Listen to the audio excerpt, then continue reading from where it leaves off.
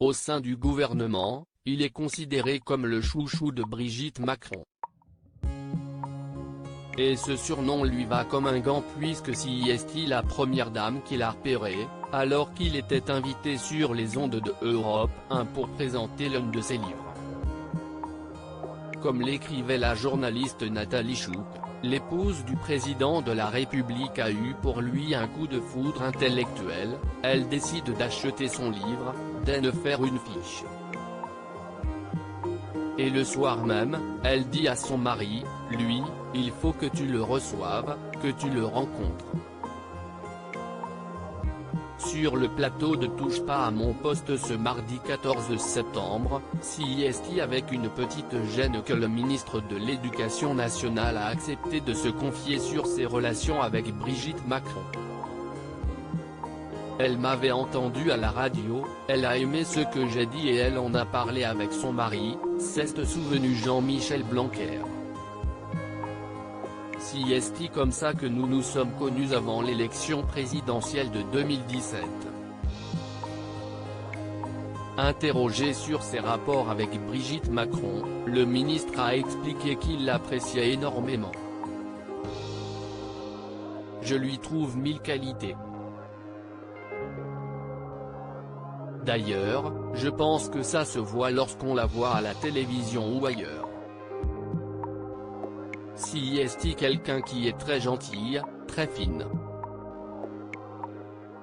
Je l'aimais beaucoup, oui, a-t-il décrit. Et de poursuivre sur le rôle plutôt discret de Brigitte Macron aux côtés de son époux. Je pense qu'elle cherche à ne pas empiéter. Par exemple, elle s'intéresse beaucoup au sujet d'éducation. On a fait des choses ensemble, contre le harcèlement à l'école, sur le sujet des enfants malades.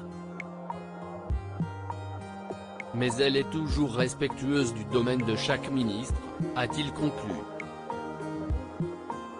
En mai dernier d'ailleurs, c'est côte à côte que Jean-Michel Blanquer et Brigitte Macron ont présenté plusieurs mesures pour lutter contre le fléau du harcèlement scolaire, qui toucherait un collégien sur 10.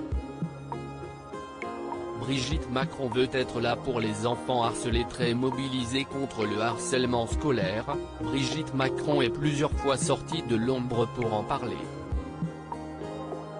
Notamment à travers d'une vidéo déchirante, publiée il y a quelques mois, dans laquelle elle dévoilait la lettre d'une adolescente. Malheureusement, la situation ne s'est pas améliorée ces derniers mois, a concédé l'épouse d'Emmanuel Macron, ancienne professeure.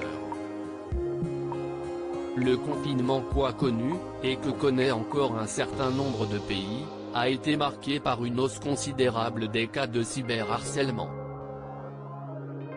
L'école a un rôle central à jouer et de très nombreuses initiatives ont déjà été prises notamment en France. À la fin de son message, elle a voulu s'adresser aux adolescents et parents démunis. Vous pouvez compter sur ma détermination à poursuivre ce combat et à l'engagement plein et entier du président de la République française, a-t-elle conclu. Les enfants et les adolescents doivent savoir qu'ils peuvent compter sur nous. Et nous serons là pour eux.